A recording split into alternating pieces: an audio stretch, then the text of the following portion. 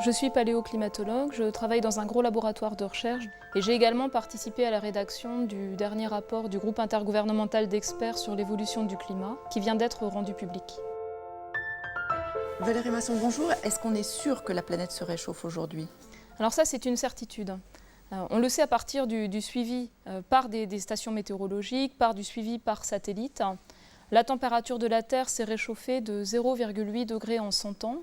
Et ce réchauffement s'est accéléré au cours des dernières décennies. Alors c'est un réchauffement dont témoignent les mesures météorologiques, mais on en voit également la trace autour de nous. On a un retrait généralisé des glaciers de l'ensemble de la planète. On a une augmentation du niveau moyen des océans, 20 cm au cours des derniers 100 ans, parce que les glaciers fondent et parce que l'eau de mer se réchauffe. Et on a également la trace de ce réchauffement climatique dans le fonctionnement de la végétation. On voit apparaître les fleurs sur les arbres plusieurs semaines plus tôt qu'il y a 50 ans et de la même manière, la date des vendanges se décale. Et de quelle façon peut-on faire le lien entre l'activité humaine et le réchauffement climatique? Alors, un premier point qui est également certain, c'est que les activités humaines modifient très profondément la composition de l'atmosphère. Ça, on le sait en fait en étudiant la mémoire du climat, en particulier dans les bulles d'air qui sont emprisonnées dans les glaces polaires. Et on peut remonter de cette manière-là sur 800 000 ans. Et ce dont on se rend compte, c'est que la composition de l'atmosphère est en train de changer actuellement. Les activités humaines rejettent des gaz à effet de serre, du dioxyde de carbone, du méthane. Et on atteint aujourd'hui un niveau qui est sans précédent depuis 800 000 ans, avec 30% de plus de dioxyde de carbone que dans la composition naturelle de l'atmosphère. On peut affirmer que le réchauffement des derniers 50 ans est principalement piloté par les activités humaines. Par le passé, les variations climatiques ont résulté de facteurs naturels, activité volcanique, activité du Soleil, orbite de la Terre, dérive des continents. Mais depuis 50 ans, le facteur qui devient dominant à cette échelle de temps-là, c'est le surplus d'effet de serre. Aujourd'hui, est-ce qu'il est possible de se projeter dans l'avenir pour déterminer quelle sera l'évolution précisément de ce réchauffement climatique? Alors, bien sûr, il est possible de se projeter vers l'avenir. Et quand je parle de climat, je dis souvent qu'il y a des grands défis. Et pour les climatologues, le premier défi, c'est de comprendre comment fonctionne le climat. Et le deuxième défi, c'est de prévoir son évolution, qui demande de le comprendre. Donc pour cela, on développe des modèles informatiques qui simulent la circulation de l'océan, la circulation de l'atmosphère, les échanges de rayonnement entre la Terre et l'espace, le cycle de l'eau. Il existe une vingtaine de ces outils dans le monde, et ce sont ces outils qui permettent de caractériser le risque climatique à venir. Mais finalement, pour prévoir l'évolution future du climat, la première chose à connaître, c'est la manière dont nous allons rejeter des gaz à effet de serre. Donc ça passe d'abord par des calculs économiques. Quelle sera la démographie? Quelle énergie allons-nous utiliser? Et combien de gaz à effet de serre vont être rejetés? Si on continue sur le rythme actuel de rejet de gaz à effet de serre, on estime que le réchauffement des températures moyennes de la planète dépassera 3,5 degrés dans 100 ans.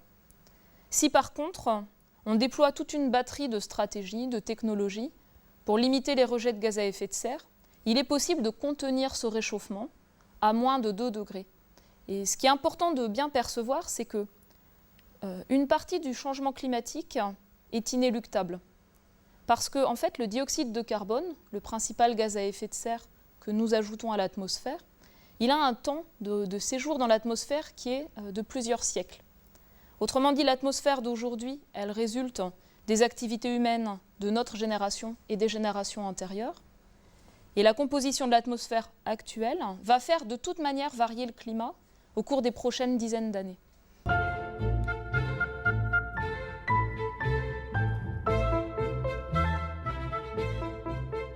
À l'échelle d'un pays ou d'une puissance industrielle comme les États-Unis, l'Europe, la Chine, est-ce que vous pouvez donner des exemples concrets? Quels seront les impacts de ce réchauffement? Oui.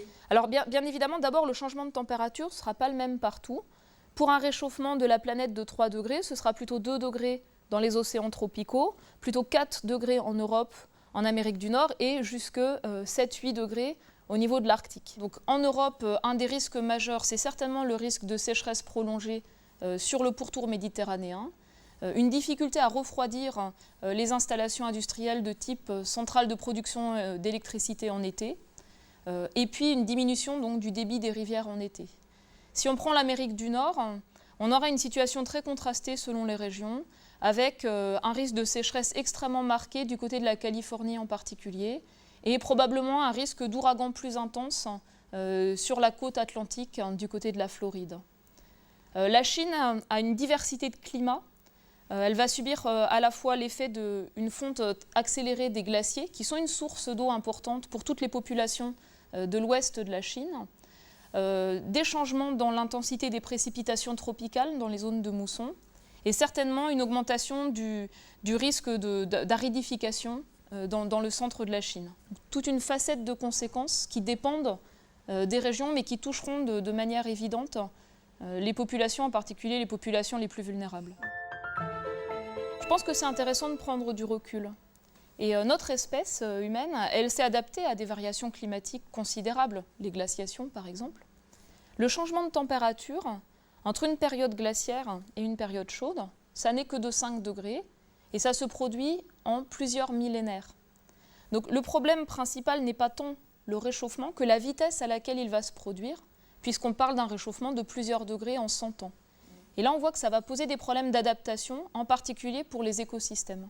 Un des messages que je voudrais faire passer, c'est que ces calculs qui sont faits, ces projections du risque de sécheresse ou de précipitation, sont disponibles à travers les travaux du groupe d'experts sur l'évolution du climat et peuvent être utilisés pour des choix politiques ou des choix d'infrastructures industrielles pour dimensionner des installations qui seront opérationnelles maintenant et qui devront faire face à des changements dans l'abondance de la pluviométrie, l'augmentation du niveau des mers pour les prochains 20, 30, 100 ans. Alors, un des résultats récents du groupe d'experts sur l'évolution du climat, ça a été justement de montrer qu'il est possible économiquement viable, disons, de limiter les rejets de gaz à effet de serre, avec un coût qui reste relativement modéré. Alors, les technologies, qu'est-ce qu'elles sont ? Elles sont une meilleure efficacité énergétique, une meilleure isolation, par exemple, des logements, le recours à tout un mix énergétique pour s'affranchir de l'utilisation massive du pétrole ou du charbon pour la production d'électricité, par exemple. C'est également des techniques de séquestration du dioxyde de carbone pour l'enfouir dans des gisements géologiques, et puis davantage d'utilisation des énergies renouvelables qui, elles, ne contribuent moins, bien sûr, au rejet de gaz à effet de serre. Alors, un groupe industriel a certainement la possibilité d'améliorer l'efficacité énergétique des installations industrielles, la possibilité de déployer des centrales de production d'électricité modernes, efficaces, en utilisant une variété de sources d'énergie, que ce soit le nucléaire ou le gaz, et qui permettent de rejeter beaucoup moins de gaz à effet de serre par quantité d'électricité produite que les centrales classiques, par exemple à charbon. Il y a également toute la production d'électricité par l'hydraulique, les systèmes de grands barrages qui se développent dans les pays du Sud et qui ont besoin d'une structure industrielle associée. Il y a 2 défis scientifiques pour le climat, le comprendre et le prévoir. Et il y a 2 défis de société pour lesquels chaque citoyen, chaque groupe, chaque décideur est impliqué. Et ces 2 défis de société, c'est à la fois s'adapter et limiter les rejets de gaz à effet de serre et donc la dérive climatique.